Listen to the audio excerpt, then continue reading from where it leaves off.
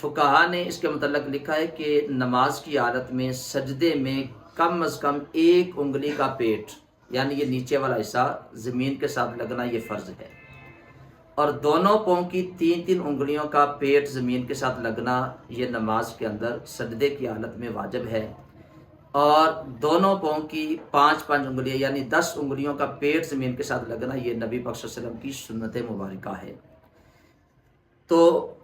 ہم اگر دونوں پاؤں کی ساری انگلیوں کا پیٹ زمین کے ساتھ لگائیں گے تو اس کے اندر سنت مبارکہ بھی پوری ہو جائے گی، بندے کا واجب بھی پورا ہو جائے گا اور فرض بھی پورا ہو جائے گا۔ فقہا نے لکھا ہے کہ اگر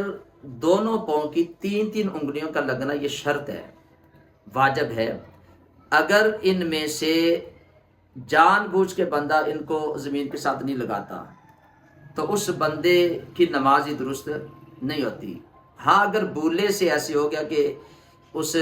کے پاؤں کی تین تین انگلیوں کا پیٹ زمین کے ساتھ نہیں لگا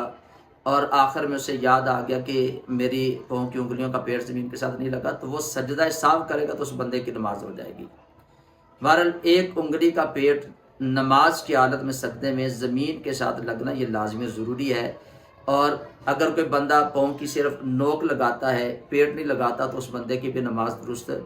نہیں ہوتی۔ ہاں اگر کسی بندے کو کوئی عذر ہے، یعنی انگلیوں کے اندر پین ہے، وہ پیٹ نہیں لگا سکتا، اس کی انگلیاں ہارڈ ہے، تو اس صورت میں وہ معذور ہے، اس صورت میں اس کی نماز ہو جائے گی۔ اور اگر اس کا پاؤں فولڈ ہو جاتا ہے، انگلیوں کا پیٹ لگ سکتا ہے، تو پھر اسے زمین کے ساتھ ان کا پیڑ لگانا یہ لازمی اور ضروری ہے۔ ایک انگلی کا پیڑ لگنا یہ فرض ہے،